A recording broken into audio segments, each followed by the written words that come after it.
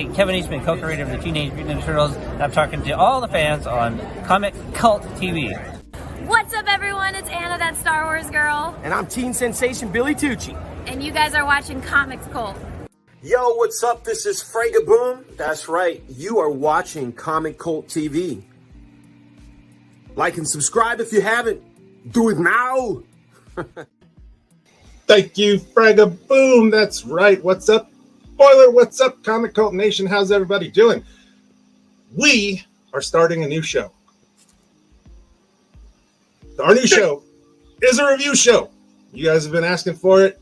You want it. We're going to do it. All right. What's up, Spoiler? How you doing today?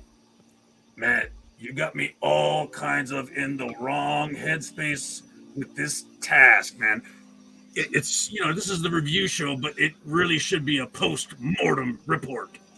Yeah, okay. I understand that. I do. I get that.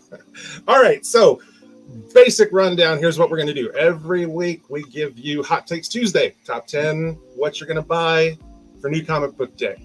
The number one from that list. The following Monday, we're going to do this video, a review video. So, we're going to review that book for you to let you know, hey, did we do a good job? Did we pick a winner? Or did we pick a loser? And we will give you our unbiased, truthful opinion of the book. Remember, this is just our opinion, not the shops, none of the staff there. Just spoiler, squirrel. The only connective tissue is we're broadcasting on Comic Cult TV. Absolutely. Because, as we always say, the views and opinions of the spoiler, the squirrel, Audrey, Phil, DeLorean, and the entire Comic Cult Nation do not necessarily reflect the views and opinions of Comic Cult HD, nor its subsidiaries. Viewer discretion is advised. Yeah, we're going to get raw. Yeah, oh yeah. You've all been prepared. So here we go. We're going to break it down. We'll give you a little bit of a summary. This is how the show's going to go. I'll give you a little bit of a summary. We'll give you some strengths of the book. We'll give you some weaknesses of the book. We'll give you our final opinion on the book. We'll rate it on a scale of 1 to 10. And then we'll be done. Dig it! All right. The week after review. Last week, we had as number one, The Amazing Spider-Man number 26. Okay, this is a big key issue. Can't really talk about 26 without kind of talking about a little bit about 25. So 25 is in the background there. I took umbrage with this. They listed a spoiler cover, and I was nowhere to be found. Jerks. Yep.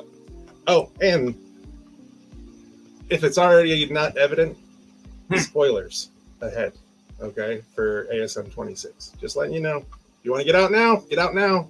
If you haven't read it. Abort! Spoilers are coming. Mm-hmm. It's been a week. I should have read it by now. Yeah, before that, it was out on CBR and every other website, so... Yeah, it's already been spoiled, so we're good.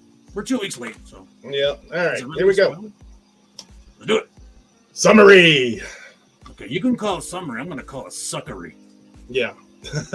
All right, let me go ahead and throw my opinion out there. Spoiler, you can jump in right after that real quick. But this story arc that we're talking about here ending in 26, it starts at ASM 21, and between that issue and this one, we meet the antagonist, the emissary, or name's Raven, okay? This guy right here.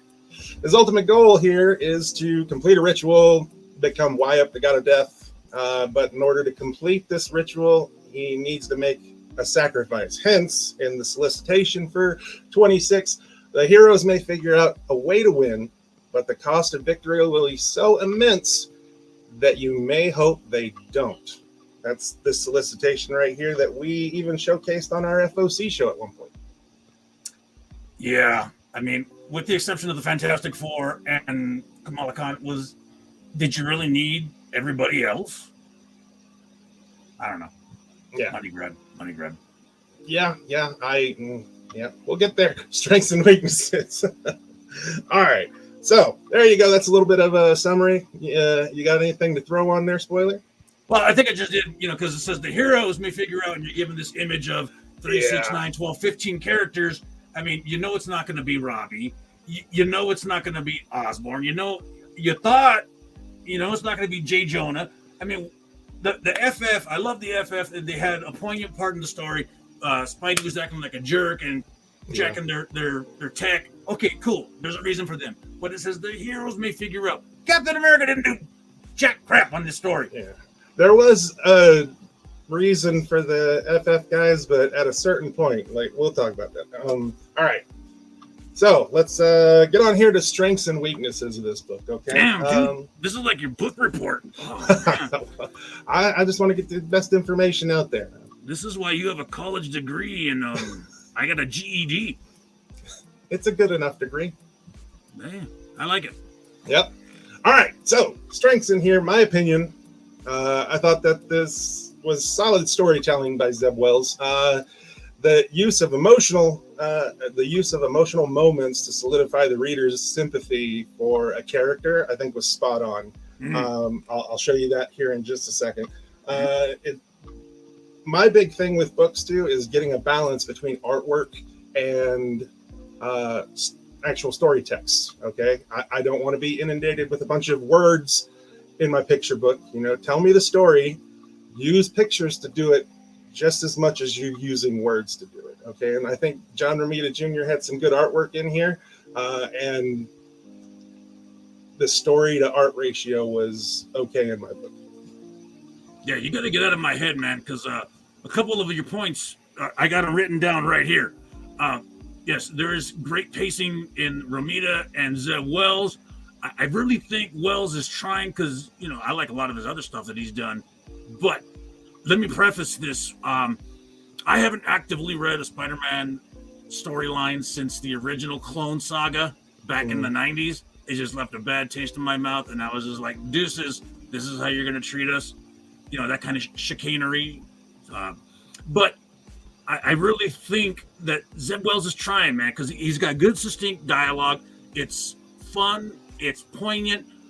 Just look at what he was doing just right before this little conjecture.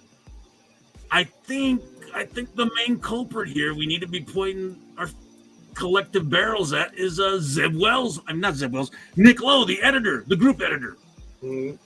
Yeah, and Spidey, again, with the artwork, Spidey is one of those characters that John Romita Jr., in my opinion, was born to draw. His Daredevil, his Punishers, perfect. You know, John Romita Jr. in the right book it makes the story that much fluid. I'll say that his run on Batman, not so good. His run on Superman, not so good. You know, there's just certain characters, and Spidey is one of those characters. Yeah. Oh, absolutely. And my last strength in this book is the key factor. Okay. I'm going to spoil it already. Somebody dies in this book. All right. That is a key. When we get over who dies, how big of a key you want to make it, or you want to think about it, whatever. But it is a key. All right. Weaknesses for this book. We were talking about pacing earlier. I was perfectly fine with the pacing of this entire story arc. Okay, from 21 up until now. The last 3-4 pages of 26 seemed like they put the pedal to the floor, and the pacing was this happened, boom, story done. Like it rapid fire in the last couple pages. I think they kind of missed the mark on that. They did a little too fast on the ending. Hurry up and get out. Yep. Yeah. And then going back to the characters, okay, there's a lot of different Marvel characters packed into one issue, okay? The Fantastic Four guys are in here, Gold Goblin's in here, Kamala Khan's in here, you got Spidey, you got Mary Jane, you got Mary Jane's dude from another dimension, a couple of kids, like you got all these characters in here, and I don't think at a certain point that Fantastic Four guys really didn't have anything to do. So I think they made something up for them to have busy work, just so the main ending involving Mary Jane, Robin, Spidey would happen over here and not have the Fantastic Four in the way. Facts. And then I'm going to talk about the blatant bait and switch of this book, what Marvel did to its readers and collectors. Okay, so here we go. Speaking of the emotional storytelling right here, this you got the kids that Mary Jane in 25 kind of adopted with this guy from another dimension. All of a sudden, Rabin makes him poof, disappear. All right, so that's an emotional connection for Mary Jane. You're feeling that sympathy of what she's going through, losing kids. And then right here, here's what the Fantastic Four is going to do. We're going to bring a giant snake god out of the ground and let them fight it. What'd you call him earlier? Quetzalcoatl? God bless you. Yeah. So there you go. Here's another thing that you can fight so you're not over here where the main story's happening. Hey, earlier you mentioned the key factor was the death. I feel it pertinent to mention that, in this day and age, yes, we need to remind the newbies to the comic collecting community, the death of a character is a key. It's not a cheesy ploy to get someone into the shop and spend their money. Deaths, marriages, first appearances, it is a thing. It is a key. So before you take it to Twitter and start ranting and raving about how we're putting over a death of a character, it's always been a thing, and it always will be a thing. That's a thing in the comic book world. It is a key, 100%. Whether you care about the key or not, whether you like what they did or not, we're going to talk about that. We didn't kill him. It was Nick Lowe. Mm-hmm. Alrighty, so we are going to talk about this blatant bait and switch done by Marvel. Okay, I think it's outrageous. Right over here, you got Spider-Man Blue. Okay, the cover of that is a retelling. Part of this is the death of Gwen Stacy. You got ASM 121, which is the death of Gwen Stacy. Okay, now you have ASM 25. Looks oddly similar to that Spider-Man Blue that has the death in there of Gwen Stacy, but you have Mary Jane on there. So they're trying to make your mind go to that book and be like, hey, Gwen Stacy died. She was on the cover. Mary Jane is on the cover. What's going to happen to her? And then over here with the ASM 121, all the heads in boxes. You got Gwen Stacy up there, J. Jonah, all those guys are over here on these boxes too. They're trying to, like you were saying, member berries. Okay. They're trying to get your mind to focus on, hey, Gwen died over here. They're setting up Mary Jane to die over here. I need to get this book, which is why 25 was so heavily ordered. Okay. Because everybody was lined up to think, hey, Mary Jane's going to die. This is going to be an extreme key. We need to get it. However. Yeah. What do you think? Okay. I respectfully, well, let me back up that respectfully part. I can see the similarities between 121 and 26, and we talked about this off air. But I think it's a bit of a reach to include Blue in there with the Mary Jane, only because, like I said, it's a retelling of her death, and it's not an actual part of the continuity. But that, I respectfully call that a stretch. But there are similarities. Yeah, man.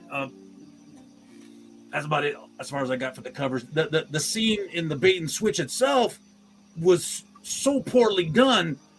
I mean, we were in the shop, and I'm going, show me where this makes sense. And it wasn't until Phil DeLorean and all his splendor and experience pointed out, oh, right here. I'm going like, dude, if you have to do that many retakes and re-examines, you failed. Even looking at it again while doing this review, it's very difficult to see where the switch happened. Okay, right. You've got Kamala Khan and you've got Mary Jane. They're fighting Rabin. They're teamed up together, and then they split up. So Mary Jane goes running one direction, and Kamala Khan goes running in a different direction. The panels follow Mary Jane running away. Okay. And then it comes to Rabin talking to her, and you get this panel on the left here. Okay. Mary Jane gets killed. Rabin starts transforming into the god of death, and then the god of death decides that, nope, you did it wrong because you killed the wrong person. You didn't kill Mary Jane. So they wipe him out. Come to find out, yeah, it was Kamala Khan. She transformed into Mary Jane at some point, which is, I still don't know where the panel was where she did that. Transformed into Mary Jane, and she's the one that got killed. So, death of a character, Kamala Khan dies. Yeah. I mean, I don't like killing Mary Jane only because, call me a boomer if you will, I always think that Mary and Peter should be together. She's that anchor, you know. He's a sensitive soul. He needs that anchor. So, Well, I think you'd have a lot of fun with what's her name, Felicia. yeah. Hi, Felicia. But Yeah. you know, I think that'd be a wild ride. yeah. But yeah. and Twitterverse was, you know, so greatly upset about that they killed Kamala Khan, saying that she had nothing to do with the story. That's just false. She was working at Oscorp with Peter, so she had a place there. It just failed all the way around. Yeah, like I said, bait and switch is all it was. Okay? Totally. Buy these books because Mary Jane's going to die. Oh, wait. We just killed a character that I personally don't care about. I thought she had that, the shape-shifting scroll gimmick going, and no, she just does that. I was like, she does a Mystique thing? I don't understand what's going on. She does the Mr. Fantastic gimmick where she elongates, and I don't know. Yeah. She'll be Yeah, back as a mutant. She even mimicked her jacket. Yeah. Whatever. All right. So now, with all that being said, we're going to roll into the final thoughts. This is final, no holds bar, what we think about this book. All right. I'm going to share my piece real quick, and then you can share yours if you don't mind. Make the hot tag, brother. All right, here we go. Overall, it's a decent Spider-Man read. Okay, the story arc was decent. It was a good ending to this particular story arc. Okay, however, I can't let it slide without emphasizing the total bait and switch that this took advantage of comic collectors. Okay, basically, issue 25 was so heavily ordered because the hint was MJ. Mary Jane's going to die. Yep. From the cover similarities at ASM 21 and 26, even 25, the 1 in 100 had Gwen Stacy on it. So they were still throwing Gwen Stacy in your face, talking about death of a character, aiming that barrel at Mary Jane. All right. Total manipulation of the audience, in my opinion, which is why I'm going to give this book 4.5 nuts out of 10. Oof. Yep. That man's nuts. Grab him. Mm-hmm. Where do I start? All right. Dialogue was good. Plot sucked. I found that alternate dimension, the way they pulled that off, was confusing as hell. I did not care for it. Not since the ending of Secret Empire have I felt this robbed, this let down, this overall disgusted. And mind you, that's a series in which Secret Empire's writer, Nick Spencer, said, I don't know how to finish it. So that puts you in the same mindset of how disgusted and busted I am with this. I was a little more giving in my rating because the dialogue between the Wells, the art of JRJR, and the fact that his dad killed, first Gwen Stacy, you kind of get that lineage. But I'm going to give this 5 out of 10 lucha masks. Be better, Marvel. Come on, Nick Lowe. That's don't take advantage of your collectors, your readers. Come on, it's simple. This is money grab. Yeah. Fellows. I mean, all deaths are, they're all, but this was a poorly done. Mm-hmm. Puts me in mind of that old guy with $1 on the fishing hook. You're like, oh, almost had it that time. That's exactly what this was. Like, it's ridiculous. Well, that's our first review. Yeah. Yes, 235 as of this recording, only 15 more away from that elusive 250. But don't bail out on us after we give out the slab right before Father's Day because we got one coming up for July as well. Oh, and we've got a giveaway coming up for 250 subscribers too. So don't go anywhere. Stay tuned. Please. There's our socials. We play Pokemon. We play HeroClix. There's a new HeroClix set out. Avengers 60th anniversary. Scan the QR code. Gives you all that good stuff. Awesome. And if you got some slabs you want to get slabbed, you can bring them to us with confidence. Time to go home. That's it. Wrapped up our first ever review show. We're going to do these every week, every Monday, so keep an eye out on them. And I hope you guys enjoyed it. Hit the like button. Hit the like button. And as always, mahalo. It means goodbye. And vodka time. Later, Comic Cult Nation. Peace.